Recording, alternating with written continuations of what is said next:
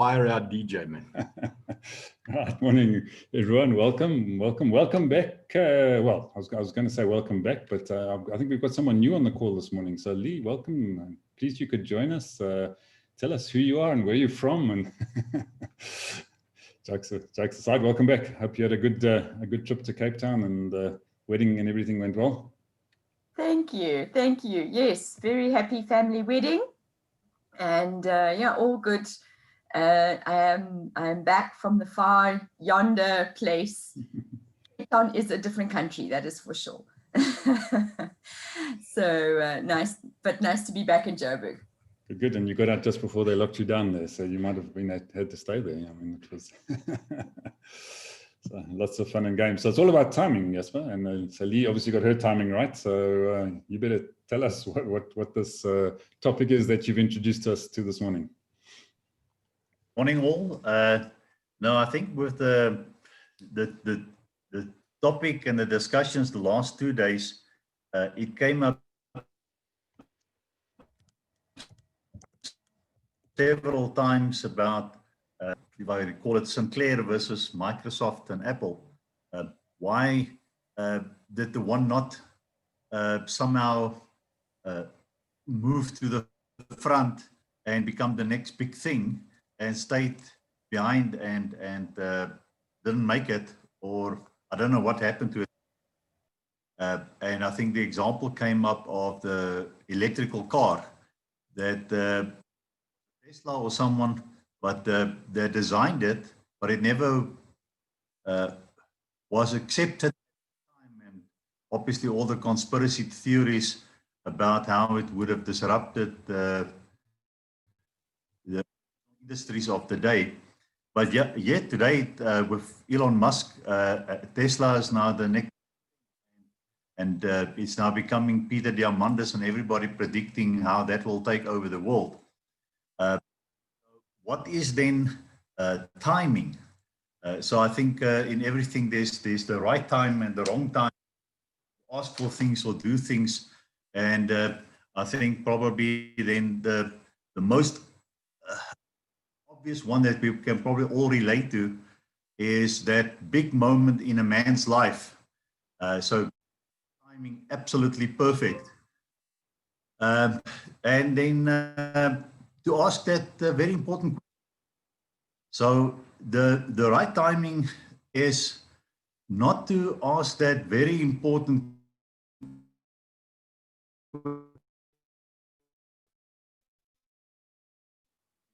your spouse is busy mowing the lawn. You wait until she's more relaxed. But no, that wasn't what I meant. But we all have that thing of asking your spouse, get setting, etc., and then will you be my wife? And then in thinking, I argued with myself about this whole concept of timing, because we've also said it to each other a few times to say, to be an overnight success, you had to start 30 years ago. So where in that thing is the timing then? Is the timing then that you did start, and then at the right time, the things come to play for you?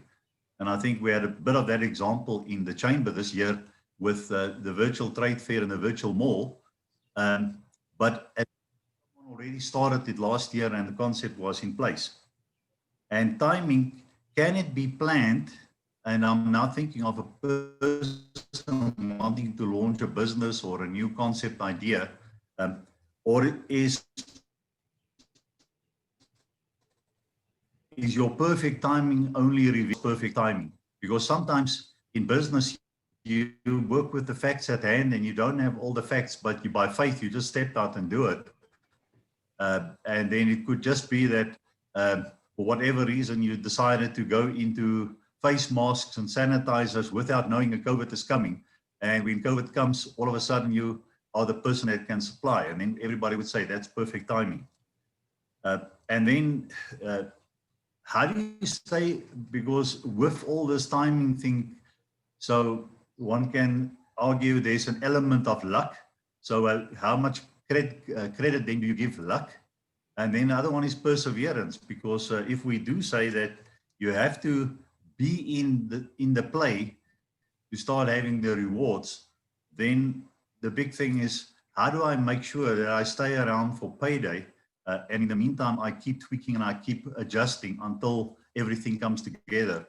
So, so the concept of timing seemed to be a simple thing, but as I started to think through it, I got myself more and more confused about all the possibilities and counter arguments. So I'll leave you clever guys to sort it out. Thanks, Jasper. I think your Wi-Fi got a little bit confused along the way as well, because we kept on dipping in and out. But I did get your proposal, thank you. But unfortunately, I'm taken, so you know, I can't take you up on that one. But so your timing was a bit out there. But yeah, we can look to do some other things together, I'm sure. So yeah, you talk about Elon Musk. I think he got his timing right this year, didn't he? I mean, he's gone from just having a few billion net worth to actually bypassing Bill Gates in 1 year. So his net worth has grown by over $100 billion this year. So I think something went right with his timing during this little period. Yeah, it's all very interesting. So I think we have to go to the man on the bridge this morning. So Trevor Carty, is it all about timing or not? Okay, how much time have we got for this one? Because this is my favorite subject. It's my favorite topic. I can see Trevor now. I don't know if that means he's playing badminton, or he wants a rope, or he didn't shave underneath here. Steve Carter, I just want to acknowledge you guys, and wisdoms. Guys, I just want to show you something quickly. If you'll bear with me 1 minute about timing. So stand by 1 minute.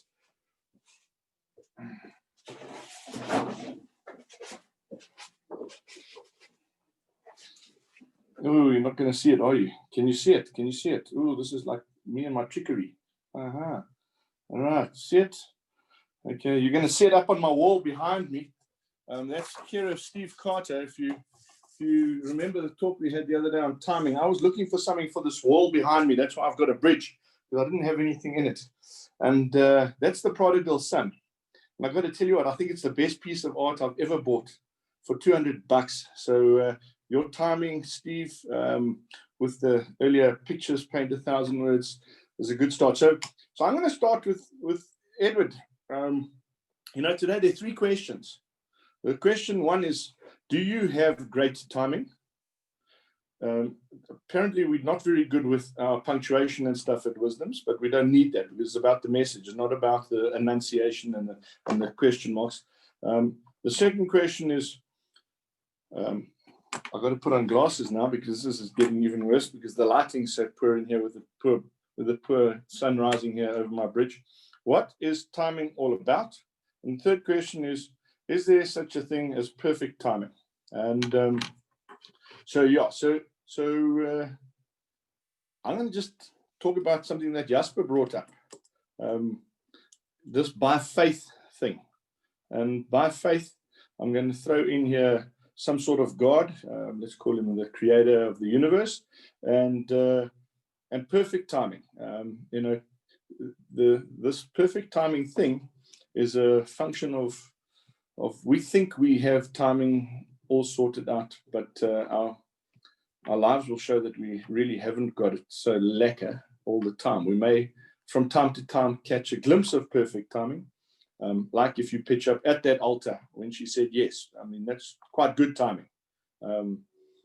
When she leaves, you don't even have to be there at the court. But the next time you get married, you must be there again. So perfect timing, I don't know how many times can you have perfect timing, but again, it's that question, Jasper, is do you have the perseverance to go with the flow? And I just look at this. I've got a 9 ball on my screen here. And there is clear evidence empirically here in front of me. Some are bald totally, some are half bald, some have got hair on their faces, some don't have hair on their faces. Thank you, ladies, for not having hair on your faces. Quite a pleasant thing in the morning to be on a call. Yeah, do we have great timing? So I've got the world's best timing and the world's worst timing. I have been fortunate enough by faith to have been at the altar all 3 times that I got married. And that was for me perfect timing. I was at the birth of all 4 of my own children. So that was great timing. The one I nearly missed, we won't go into that story because we really don't have anything. And what's this timing thing all about? You know, we talk about this case against Microsoft and Apple, and we were in here, practice, you're right, Javanel, not bad. And the tears of the story. And so the question that I ask myself is, who's in charge of this timing? How do you control timing? How do you participate to such a level of your perseverance and in faith go long enough to say, all right, hold on, the time is now. And then I remember my good buddy Moses. Oh, this I get a proper life, eh? Hey, you know, so you're born in Egypt, they're not quite sure what to do. They chuck you in a basket and they put you in some bulrushes, and then you grow up in the king's palace, and the next thing you get the hell in with some oak and you do him in and you rush off to the desert because you know you've done wrong. And when we get our timing wrong and we do the wrong stuff, we sometimes withdraw. And there this oak has this huge incident. And I would love to meet this Moses chap and ask him just how did it feel when that burning bush started talking to him. And the next thing he knew, he's got this perfect timing to go and tell the head of the country that he's taking his oaks and they're packing up and they're going to just duck. But you know, in the king's timing, the king said, no, that's not how it works. Yeah, he says, I'm the king and you're not going anywhere. Well, I got to tell you what, if you're the king and you think you can control timing, I've got a story for you, Mr. King. And we have a couple of issues that come down his pipeline. And finally, he says, no, okay, hold on. My timing is not lekker. Maybe this is your timing, Moses. And he says, you can go. But Moses had a little bit of insight. He had some divine timing. And the one thing about timing is there seems to be a couple of reference points in time. There's 3, 7, 21, 40, 50, and 100. And so if you write those down and you do the algorithm, you'll see that it comes very close to pi r squared. But it's not. It's the formula of time. And 3 days, he gets told in 3 days, you duck. And he says, okay, well, where am I ducking to? He says, no, you're going to dash off to the Red Sea. He says, and now? He says, no, you're right, pi or round bread or square, Trevor. And, you know, you've got to play your little part from time to time in the timing. But the question is, who are you getting your instruction from? So Moses' instruction is, when you get there, put the staff in the water and the sea will open. Now, can you imagine, Axe? If any of us were this oak having this conversation, you finally managed to get all these oaks together, you've beaten the locusts, you've beaten the famine, you've beaten the issues, and now you've got to say, okay, well, I'm just going to open the sea up here with my mate, and you're going to tap this rod in the water. But what do? You do it anyway, because that's what timing is all about. Timing is about working out whether you're the catalyst, whether you're the difference maker, whether you're intelligent. It's you've got to actually get action. And putting the staff in the water just parts the water, and the oaks run through there. I mean, dry beach. What a miracle. I think that must have been something to see. And then the Egyptian king says, no. My timing was wrong. We're coming to get you guys. And then he worked out just how wrong his timing was when those walls closed in on him and he lost tens of thousands of his finest warriors. But here's the deal. Moses gets to the other side and he says, hey, we're now safe and sweet. But the rest of the oaks in his party said, no, this is not lekker. We're in the desert, Jabut. And where are we going to get stuff from? And how are we going to survive? And Moses again goes back to the source of time. He says, and now? He says, okay, well, you know what? We're going to give you some manna and some quail. And for 40 years, these oaks moan and bitch about only having manna and quail. And finally, someone never satisfied. That's so nice, Trevor. You're right. It's like having that castle here, Ed. You think, do I need to have a second one? And then Moses says, okay, come on, how long is this going to last? And he gets an instruction to send out some people. And let's call them visionaries. Let's call them the team of 9 wisdom and followers today. And he sends out 12. And man, they come back and 10 of them say, no, this is a bad idea. There's nothing. This wilderness is as good as it gets. But 2 of them say, hey, hold on. Just across this next river is this land of milk and honey. And Moses says, so, and what do you suggest? He says, no, suggest we get across this river and we go and sort out these warriors on the other side and we take command of this land that is the land of milk and honey. And here's where your timing gets bad. Because Moses then says to the creator of all time, he says, all right, when do we do this? And again, he says 3 days. 3 days, pack everyone up, be ready to go. And he says, and what are we going to do? He says, well, you're going to get to the Jordan and you're going to put your stave in the river. And Moses says, okay, cool. The upside to this is I've been prepared. I did this 40 years ago. So here's the thing about timing. Timing has got a lot to do with what you've learned in your past experiences. And that's kind of what may have gone wrong with this Microsoft Apple story and the Tesla story, because timing sometimes takes 40 years. And then the bad news is, sorry, Moses, you're not going to get across. You're just going to dam the water a little upstream with the staff that I'm going to help you with. And the oaks are going to go across and they're going to go into the land of milk and honey. So here's the real question about timing. Do you have great timing? I am now 55 next year. I have spent some time under the Pharaoh's control in Egypt. I have spent some 40 years in the wilderness wandering around, but I have now crossed into my promised land of milk and honey. And the question now is, when will I get the call for 3 days of action? And sometimes timing is about waiting and waiting and waiting. And sometimes there's a story about 1 million people at $1 a month. And we've got the story right and we've done all the hard work, but we could still be in the wilderness. What really needs to happen is we need to have that perfect timing where everything parts and you get exactly to where it's got to go. And so, yeah, the only timing that's perfect in my eyes is God's timing. And we can take some lessons from this book about timing that he's left us, because it stands for basic instructions before leaving Earth. And we don't know when we're out of here. And it could be tomorrow. So just have a great 3rd day of December. Some great things happening today. Just for the record, I'm very blessed. I am involved with Microsoft, with their project for Africa and their connectivity. You can never tell. Even Trevor's going to have a 30x hat one of these fine days. Thanks, Trevor. Yeah, I think you should definitely be a storyteller. Very good at it. So thanks for that. Yeah, right. So let's get across to Ed next.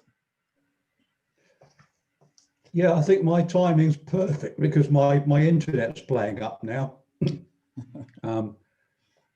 For everything, there's a season, a time for every activity under heaven, a time to be born and a time to die, a time to plant and a time to harvest, a time to kill and a time to heal, a time to tear down and a time to build up, a time to cry and a time to laugh, a time to grieve and a time to dance, a time to scatter stones and a time to gather stones, a time to embrace and a time to turn away, a time to search and a time to quit searching, a time to keep and a time to throw away, a time to tear and a time to mend, a time to be quiet and a time to speak, a time to love and a time to hate, a time for war and a time for peace. And you might recognize that as being from Ecclesiastes. I can never say that word. So yes, Trevor's quite right, and the Bible's got it all in there. I thought when this came up that I didn't have a lot to say, and then I thought about it, and I do. For example, the timing of these meetings. It's been great for me because I've rediscovered the joy of running in the dark and seeing the sun come up. So thank you for that. And then I thought about the timing of when you speak in a meeting and the importance of that. For example, it gives you the chance to wind Trevor up by giving a pedantic meaning of catalyst. But more seriously, when you speak in a meeting can have quite an effect. And if you want to get a lot of ideas and a lot of information, then it's probably best if the most senior person speaks last. And then it amazes me that there's lots of academic essays about what would have happened had the order in which Brutus and Mark Antony spoke in Julius Caesar been changed around. And that was fiction. So just think how powerful when you speak in a meeting can be. It can turn the whole meeting around. And then timing's important in comedy. You know, all the best comedy relies on timing. And I remember seeing a guy, Jasper Carrot, at a show one time, and he just sort of suddenly said, "Oh, just a minute," walked off stage. And then everyone got a bit unsettled because he was off stage for a long time. And just at the point when people were starting to get a bit arsy, he walked back on stage, held a toilet roll up and said, "They've got hard paper." And it just brought the house down. Absolutely perfect timing. But I think Trevor mentioned that we don't know about timing. We don't know how it's going to impact us. And I might have told this story before about a guy called Leo Holding, who's a British climber, a free climber and a base jumper. And a friend of his died in a climbing accident just after Leo had become a father. So Leo gave up climbing. And he got a job with the Discovery Channel, and he was responsible for planning the filming of climbs, because it's quite complicated. You know, if someone's climbing something for the first time, you can't send a photographer up 5 minutes beforehand to get the close-up shot. And he was given this one job, and he decided when he looked at the brief, he hadn't got enough time to do it properly. And he said to the production team, "Look, I can't do it." And they said, "Well, there's no more budget." And he didn't want to do a bad job because he was a professional. So he said, "Look, I'll pay the extra accommodation. I'll go a week early and I'll pay my own accommodation if you just switch my flight over to the week before." So he went over there, did all his work. The film crew never turned up.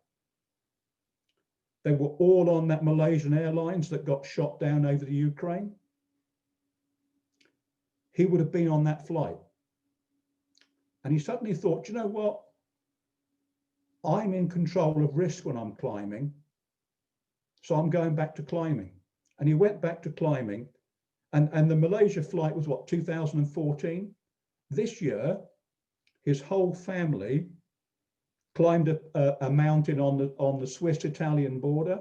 So his 7-year-old daughter, the one that caused him to stop climbing in the first place, she did it unaided and became the youngest person ever to climb that mountain. And his 3-year-old son went up in a backpack on his wife's back. So imagine had the timing been different, had the company said, "Okay, yeah, we'll all go together and you can do it," or whatever, or they'd chosen a different flight, or his friend hadn't died. We don't know what impact those timings have. So we're just being blown about in the wind. So that's my thoughts on timing. And yeah, I love the timing in comedy, and just watch some of the classic sketches. And you see the timing is the most important thing. Great, thanks, Ed. Yeah, climbing and timing. Yeah, you're getting some tongue tying going there. You get your timing right with your climbing. So I think we better go across to the Landsberg clan there and find out what's happening in that little family down the bottom of my screen anyway. So yeah, Donovan and daughters. Morning. Thank you, Ivan.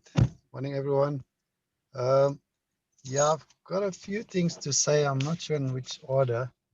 I think one of them is it's also about planning. or it's all about planning so that you can try and make, you know, things to work out and to fall in line and to meet, you know, the time limits or the times required. So I was also thinking of something similar along the lines of what Trevor mentioned, but mine is based on the story of how Saul became king.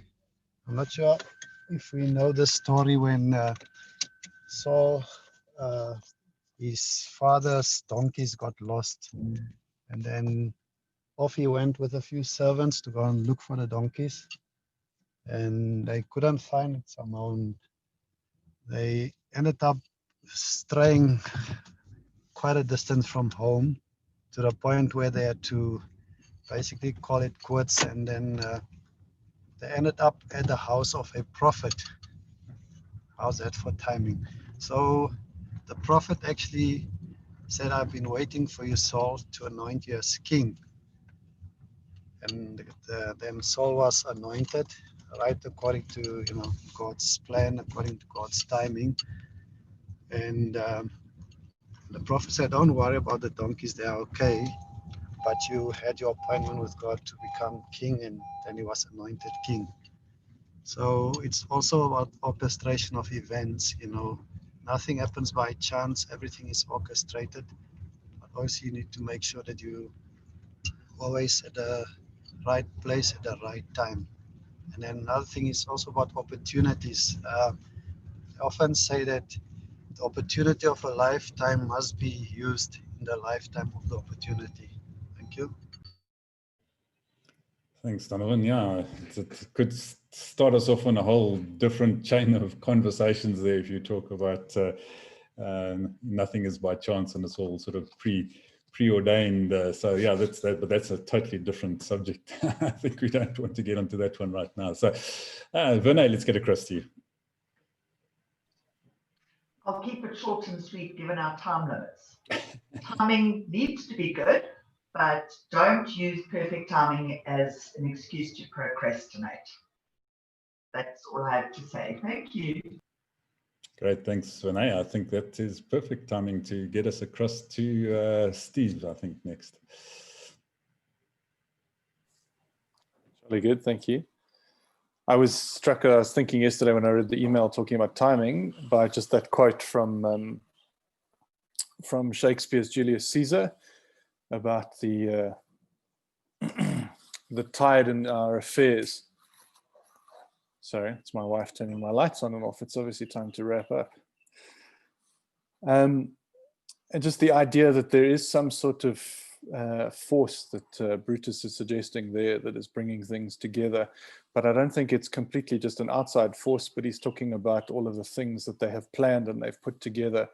And that once you've spent lots of time in preparation and you have spent time thinking and you are ready to move, if you miss that moment, then you're going to be in trouble. And so I think that I've had moments like that in life where things have coalesced into the right thing in the right time. And I've put lots of planning in, and I've worked with other people, and then you know it is the right time and you must move. Otherwise, you're going to miss your opportunity.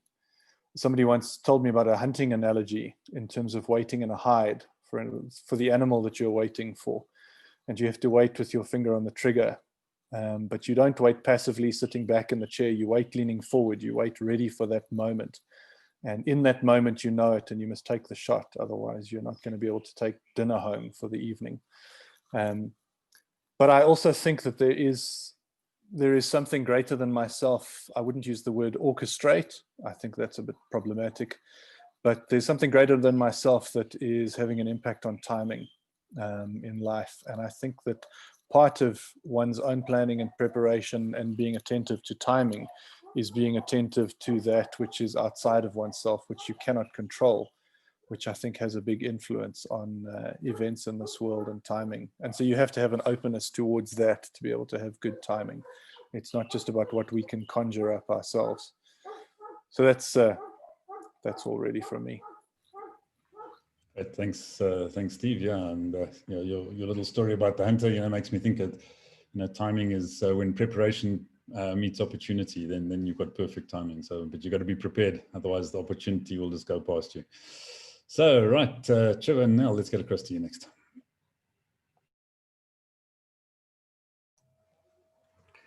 Was the wrong time to come across to me. Right, so let me just do this. I put that right at the top. There's only one right time, and I believe the subtext to that is do it now. And I love the fact that Steve actually brought up that quote by Shakespeare. So Steve, perhaps while I'm talking, you can copy and put it back in because I'm going to refer to that. But Steve also mentioned this thing of are our lives ordained? Is everything mapped out and planned? As opposed to that particular quote, which you've put up there, that's great. There is a tide in the affairs of men which taken at the flood leads on to fortune. And I believe most people actually turn around and interpret fortune as being wealth and assets and money. And I wonder if anyone actually interprets a fortune to be chance and luck. And the question is to be asked, how much, if everything is not ordained, how much does luck play in timing? So those are two different directions you can actually take down this route. That you could actually turn around and say, listen, my whole life has been mapped out for me. It's all ordained. If at the end of time we actually look backwards, we can see everything was planned out for us. Well, why the hell should we do anything? We'll just wait until the ordained timing actually comes to pass. So I'm not quite a believer in that. I'm a believer in the correct time is right now, given everything that is around you, that if you get inspired, for me, I'm an interpreter that there's something that's inspiring you to move right now, given all your experience and background and whatever, do it now. And then if you are getting, or if this ordination is at play, you know, maybe you've been building up the experience so that the correct timing can be gifted to you. If it is just about chance and luck, well, there's that old story, if you don't have a ticket, you can't win the lottery. So I think that's a big determinant of how people in a world of chance and luck might do something, that they take a decision to go and get a lottery ticket. Just make certain that you get the correct number order in place. I tried and I got 1, 2, 3, 4, 5, 6, 7 the other day. I just missed it. And so make certain that you know how to play this game. What else is there that I can say on timing? Oh, I wanted to talk about Elon Musk. Everyone turns around and tends to talk about Elon Musk right now.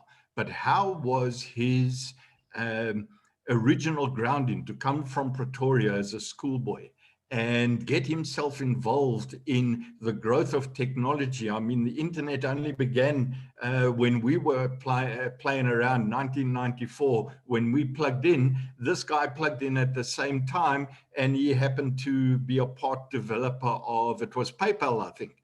And that allowed him to actually build, let's talk of fortune in terms of assets, that he was able to reinvest and reinvest and reinvest to get him to the point where he is, as Trevor Carty said, just making billions out of crisis in 2020. So, you know, how much of a factor did do it now and take the wind as it actually happens?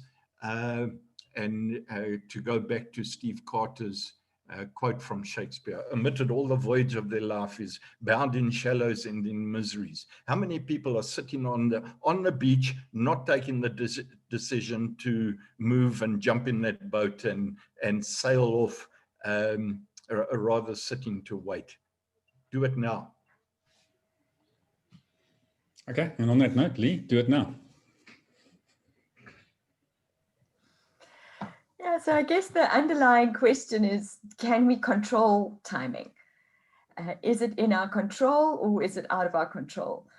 And I was thinking about Drew Patel's talk yesterday in the UK summit, where he was talking about the fact that he plans around worst case scenario. So what's the worst that could happen? And he plans around that. And it just reminded me of Jim Collins in terms of his research of the most successful companies in the world. Well, you know, maybe in America, because I don't know that he actually looked across the world. But one of his qualities is productive paranoia, where you are constantly asking the question, what if these circumstances changed? And, you know, what if there was, you know, this, we lost this, or this happened, or this, and you constantly are assessing your current conditions against how that could change. And you plan around it. And so, you know, therefore, and then you can look back on a tough situation. You can say, oh, they were lucky that they got through that. Well, maybe it was less luck and more forethought. So, and then on the other hand, so then I just think it's a paradox. So I think there are things that we can plan. I think there are things that we can prepare for. I think also on that side of working in it, is this idea from Malcolm Gladwell in his book Blink, where people make split-second decisions, and the research shows that people who make the best split-second decisions, in other words, those life and death moment, do you shoot or don't you shoot? The people who make the right call at the right time are the people who've practiced and practiced and practiced and practiced. And in that split second, the amount of work that they've put into that is a very, very informed split second decision. And then on the other hand, there are random things that none of us can predict. So I think there is a paradox in that. And the last story I want to leave with is that comes to my mind when I think about timing, and it's a strange thing that sort of stood out for me. Christopher Reeve, the actor who had a horse riding accident and ended up being paralyzed as a quadriplegic, wrote a book about his life after the accident that was called Still Me. And he explains that he never intended to go to this horse jumping competition where he had this accident. It wasn't in his plan. He had other plans for the weekend, and then somebody said, oh, why don't we go off to this competition? He said, no, I don't really feel like it. And they persuaded him. And so it's almost like against his better judgment, he went out of his, this is how he describes it. He describes the fact that he was not supposed to be there, and that took him out of the trajectory of where his life was supposed to be.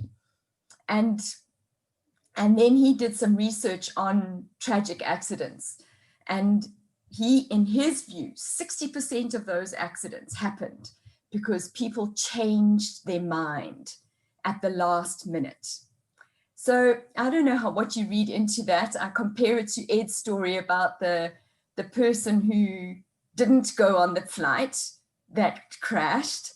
And there's those stories all the time. You were on the flight or you weren't on the flight. So there is a certain randomness and inexplicability about timing as well. So that's my thoughts. And I don't know where do we go from here, Ivan? I'm new on the block, so I'm still, you have to tell me. It's all about timing, Lee. It's all about timing. Yeah. So yeah, that's a good question. So I did ask the question. I think Trevor's asked about the contradictions or the paradox of life. We could head down that deeply philosophical route, although I'm sure Trevor will manage to drag it out of that direction quite quickly. So yeah, let's pick it up on that one and see what the day brings us tomorrow morning. So, are there contradictions? Is there a paradox? Is it a conundrum? Who knows? We'll have to wait and see what the thoughts are tomorrow. So, have a fantastic day further, folks, and we'll see you on tomorrow. Go well.